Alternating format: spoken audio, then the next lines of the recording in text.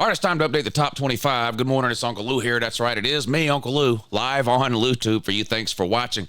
The AP and the coaches put out their pointless polls on Sundays. The playoff committee piddles around on Tuesdays.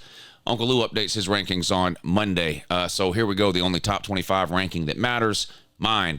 The weekly disclaimer here. This is my ranking and my ranking only. I use a variety of factors to rank the teams. Where teams deserve to be ranked, which revolves around a set of facts, and where I think a team should be ranked, which revolves around opinion. I try to use as little opinion as possible when I rank these teams, and I'll give you some examples of that as we go through. Facts override opinion. Here we go, my updated top 25. I kept Ohio State at number 1. They won this past weekend against Rutgers, although I still have serious questions about Ohio State's offense, and I'll give you a good example of the point I'm making about where I think a team deserves to be ranked versus where I think they should, in trying to leave out my opinion. I don't think Ohio State's the best team in the country. To me, that's not what a ranking is. When you're talking about I think this team should be ranked ahead of that team because I think this team is better, that's opinion. And there's nothing wrong with having an opinion, and you have to have some opinion to rank these teams in college football because we don't see all of these teams play each other. But I try to use as little opinion as possible, and I'll let facts outweigh opinion. And the facts are Ohio State is undefeated. They've got a really good win against Penn State. They've got a pretty good win against Notre Dame. They're one of the most talented teams in the country. They're a top 5 defense. They've got the best player in the country, maybe, in Marvin Harrison. But I do have questions about their offense. So while I don't think they're the best team right now, I think they deserve to be ranked number 1, and that's where I've got them. I've got Georgia at number 2. That's a flip-flop from last week with Florida State. I had Florida State at 2 and Georgia 3. I switched them around. Georgia beat a ranked opponent at home by 9. Florida State struggled for large portions of their game on the road against a terrible 2-win Pitt team. It just did not look very impressive. I'll give you another example here where my opinion doesn't matter. I think Florida State's the worst of the undefeated teams. I don't think anybody in the top 5 would lose to Florida State. I think they're the worst undefeated team. But they've got that win against LSU. They're undefeated. If you look at their schedule, they're likely going undefeated and headed to the ACC title game at 12-0. So I feel like 3 is a fair spot to have them. I've cooled off on Washington a little bit, who I still have at 4. First half of the season, I thought they might be the best team in the country. They were blowing everybody out. They looked really, really good. Michael Penix, I still think, might win the Heisman. Just something has looked off with them the last couple of weeks. They're definitely one of the, they deserve to be ranked in the top 4 or 5, whatever. They're undefeated. So, I've got them at 4. Not that they're not a good team, but they're going to have to get it together because Oregon, that rematch with Oregon is looming. And I'll talk about Oregon in a second. But anyway, the Pac-12 is going to get wild over the next couple of weeks. But I've got Washington right now at number 4. They beat Southern Cal this past weekend 52-42, and it doesn't get any easier this week when they host Utah. And I've got Michigan at 5. Now, again, this is where my opinion doesn't matter, just the facts do. I've had Michigan ranked number 1 in my ranking every single week from week 2 till last week, and I moved them to 5 last week. Why? They were cheating. They've been cheating the last couple of years. They were cheating this year, and they got caught red-handed in real time. It's the most obvious, out in the open, plain, open and shut case of a team getting caught cheating in real time that I've ever seen in my 40 years of watching college football. I'm not on the playoff committee. It doesn't matter where I rank Michigan, but in my mind, I cannot reward Michigan with a top 4 ranking when they've been clearly cheating. So although I think they're the best team in the country, the facts are they got caught cheating. I bumped them all the way down to number 5. They're not going any higher in my ranking. It is what it is. I've got Oregon at 6. In my mind, Michigan plays Penn State this week, by the way. One of the biggest games of the week, Michigan on the road at Penn State. Michigan's first real test of the season, I guess, if you look at their schedule. I've got Oregon at 6. I think Oregon is the best team in the country right now. That's what I think. I don't have them ranked number 1 because they've got a loss, and again, facts outweigh my opinion. I think Oregon's playing some of the best football on the planet right now, and I think they're capable of beating anybody in the country, including anybody in my top 4 or top 5. I've got them as my highest ranked 1-loss team, sitting there at number 6. They beat Cal this past weekend 63-19. Bo Nix accounted for 6 touchdowns, 4 passing and 2 running. Oregon is just red hot. They host Southern Cal this weekend, who's reeling and just fired their defensive coordinator. So we'll see. But Oregon appears to be headed for a monumental rematch with Washington in the Pac-12 title game, where I think the winner is headed to the playoffs, either Washington or Oregon, whoever wins that Pac-12 title game.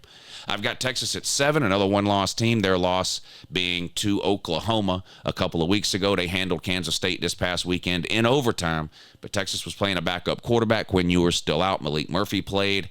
Little up, little down, kind of what you would expect from a young, inexperienced quarterback, but Texas finds a way to get a win in the end. By find a way, I mean Kansas State blew it. The game went to overtime. Texas kicks a field goal. Kansas State decides to go for it on fourth down instead of kicking a tying field goal to send it to a second overtime. Terrible play, terrible decision, didn't work. Texas shut it down. They hang on to win. So got them at got them here at number 7. I've got Alabama at 8. Is that right? Yeah, I've got Alabama at 8, up one spot. So Texas went from 8 to 7. Alabama moves up from 9 to 8. Oklahoma dropped, of course, because they lost. I had Oklahoma at 7 last week. We'll get to them in a few minutes. But I've got Alabama at 9. They beat LSU at home this past weekend, 42-28. They play on the road at Kentucky this coming weekend. Alabama has all but wrapped up the SEC West at this point.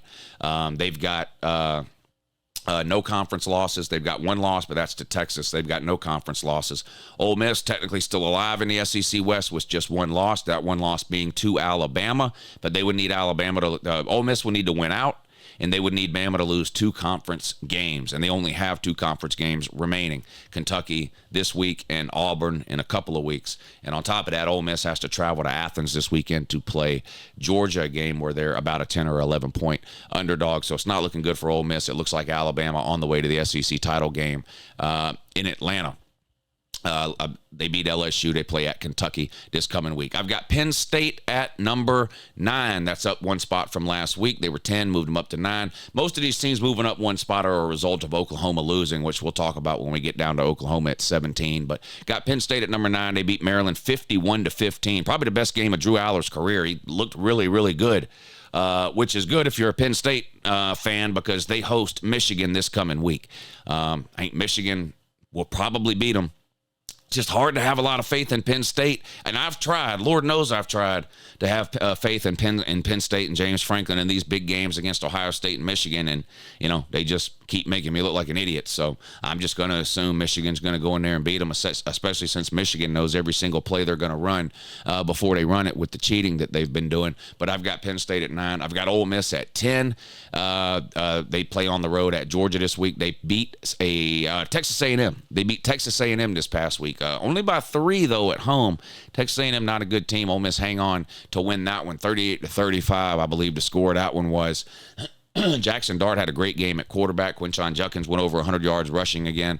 But their toughest test of the season coming up this week on the road in Athens against Georgia, who, of course, has won 26 games in a row and hasn't lost at home since 2019. I've got Ole Miss into the top 10 at number 10.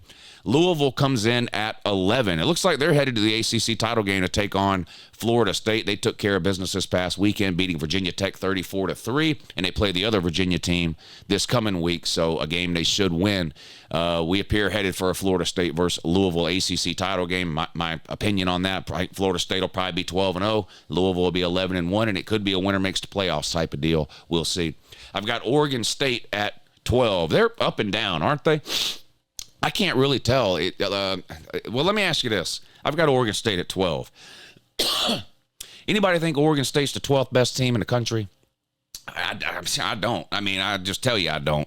Again, I try to leave as much of my opinion out of these things as I can, but, I look on this list here, and I'm like, wouldn't Tennessee beat Oregon State? Wouldn't Oklahoma State beat Oregon State? Wouldn't Missouri beat Oregon State? Oklahoma might even beat Oregon State. So I don't know. But, they're 7-2. Then they've got a couple of good wins. I don't know. So I've got them at 12. I'm trying to separate my opinion from the facts, and it feels like this is where they should be. So I've got Oregon State. I've got Oregon State at 12. I don't know where are they in the AP. I think they're in the top 15 in the AP. But anyway, I've got Oregon State at 12. They're 7-2. They beat Colorado 26-19, and they play Stanford this coming week. So they're 7-2. They're probably going to be 8-2. I mean, at some point, even if you don't think a team is that good, if they're sitting there at the end of the year with only 2 losses, I mean, they're going to be ranked pretty high. And it looks like that's the case right now for Oregon State. I've got Utah right behind them at 13. Utah's also 7-2. They beat Arizona State 55-3. Where did this offense come from Utah? They've had no offense all year. I guess playing Arizona State will cure that disease. But don't worry, it might not last. They got to go on the road this week and play Washington in a huge, huge game, not just for the Pac-12, but nationally with playoff implications there. Utah on the road at Washington. I've got them at 13. Speaking of Tennessee, I've got them at 14. They beat an FCS team in November this past weekend. This week, they play on the road at Missouri, a dangerous spot for Tennessee. They have not been a good road team over the last couple of years, and Mizzou is a pretty good team. If Tennessee's not ready to go, Missouri could beat them. Home game for Missouri. I think that's going to be a really good game, an interesting game to watch. Georgia beat Missouri last week. They play Tennessee in Knoxville in a couple of weeks, so I'll be keeping an eye on that one. Tennessee on the road at Missouri this week. I've got Oklahoma State at 15. Of course, they upset Oklahoma in the Bedlam game this past week. I'm not going to talk a whole lot about it because I talked a ton about it in yesterday's video, and I feel like everybody has talked about that game now at this point. But obviously a huge win for Gundy. And Oklahoma State 27-24 over in-state rival Oklahoma, and they're on the road this week at UCF. So again, they're a 7-2 team that looks like they're headed to 8-2. So whatever you think about Oklahoma State, they're going to be 8-2 with 2 games to go. So you got to start ranking these teams when they're sitting there at the end of the year with only 2 losses. I've got Missouri at 16. Had to drop them. They were at 15 last week. I was lower on Missouri than everyone else. I think everybody else had Missouri like 12 last week.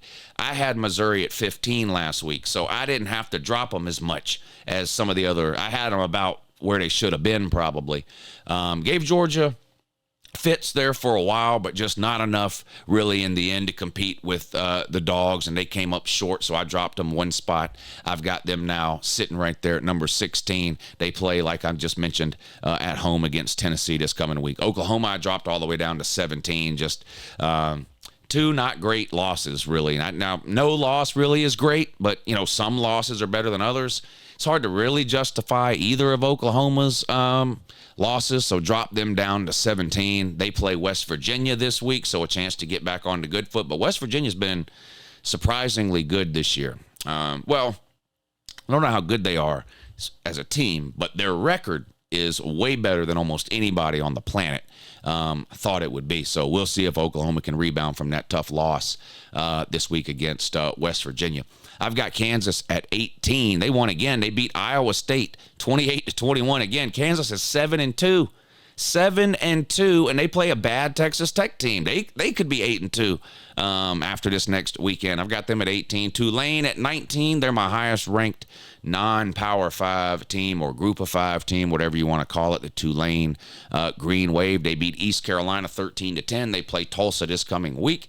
Looks like Tulane headed to another New Year's Six game as the highest ranked Group of 5. James Madison sitting there at 20, but they're not eligible to participate in bowl games yet. They have just joined the FBS up from the FCS, and there's a 2-year waiting period when you move from FCS to FBS before you're eligible for bowls. Why, I don't know. But that's just the rule. So as good as they are, as good as their record is, they're undefeated at 9-0. They can't play in any bowl game at all. I've got LSU all the way down at 21 after losing this game to Bama. It's not just the loss to Bama. It's the cumulative effect here. This is their 3rd loss. And again, we're getting into the second week of November here, week 10, week 11. At some point, wins and losses have to matter, right? Do I think LSU is better than Kansas? Maybe. Do I think LSU's better than Missouri? Well, yeah, they beat Missouri. But at some point, wins and losses on the field have to matter. Now, if LSU and Missouri had the same record, the same number of losses, then yeah, you can justify putting LSU ahead of Missouri because LSU beat them. But once they no longer have the same number of losses, you've got to start ranking the teams accordingly. So that's why LSU is at 21 and Mizzou is at 16 for me anyway, even though Missouri did beat LSU. I've got LSU at 21 after their loss to Bama. They play Florida this week, so they should get back on the right track. Florida's just an absolute failure and disaster. Notre Dame, I've got at 22. Embarrassing bad loss for Notre Dame this weekend against the worst Clemson team we've seen in a decade. No justifying it, no sugarcoating it. It was a bad loss and a bad look for Marcus Freeman and Sam Hartman. What has happened to Sam Hartman? Guy was on fire the first month of the season. Since then, can't complete a pass. Got Notre Dame at 22. They get a much-needed bye week this week. North Carolina back into the top 25 at number 23 this week. Arizona at 24, and Kansas State at 25. There you go. That's my top 25 ranking. Feel free to let me know down below how stupid you think I am, and I'll talk to you soon. Have a good morning.